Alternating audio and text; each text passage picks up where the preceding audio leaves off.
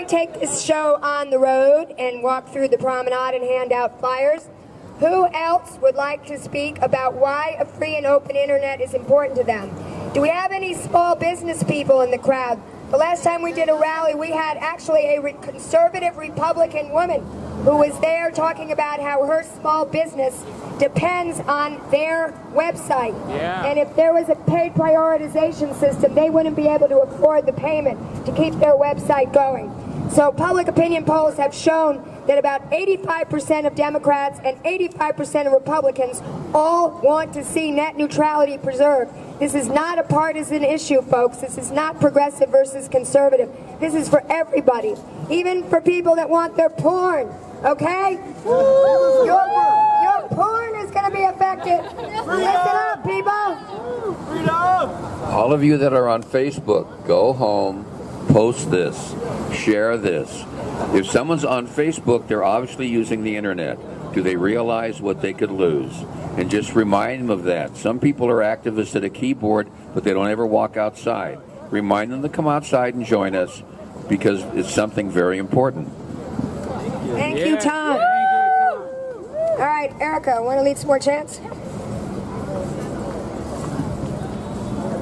All right, let's warm up our lungs one more time. Come on. Does everybody have their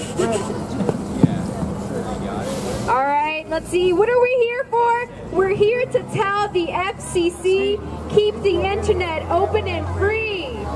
We're here to tell the FCC, keep the internet open and free. We're here to tell the FCC, keep the internet open and free. We're here to tell the FCC, keep the internet open and free. We're here to tell the FCC, keep the internet open and free. All right. Who uses internet here? You guys crossing the street? I know you guys have a Facebook, you have a Twitter, you have an Instagram. I see you guys on there. You should definitely care about the internet and net neutrality. You guys need to go to www.callthefcc.com. All right, we're going to go off to a poem now. Let's go. Hi, my name is Courtney. I'm from Marina Del Rey.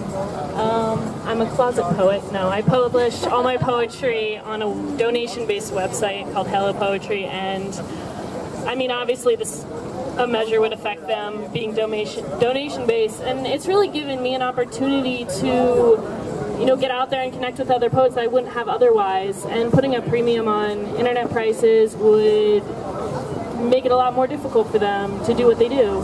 So I wrote a poem in support of this cause, and I'd like to read it. It's called Dear Verizon, Comcast, and AT&T. Dear Verizon, Comcast, and AT&T, you three believe in creating scarcity, not union. You build HOV lanes for your luxury cars, caring less how efficient they are. They Rolls Royce cross your game board, fuming trails of money. Bell Atlantic bought Madison Avenue, you bought all the properties. Now tenants can't avoid the traffic or the noise of an internet rolled in palms and dice, spiraling to speed limits and red highways and orange traffic cones that block hybrid cars, already swerving to avoid bankruptcy. We stop people, stop moving. Our preamble crumbles to a stop, becoming a eulogy, an ideal dumb to power trippery after Time Warner and Comcast merged, allies on opposite sides of the game board. Verizon, Comcast, AT&T, together you own pretty much everyone but Fox and Disney, yet have invested in them heavily.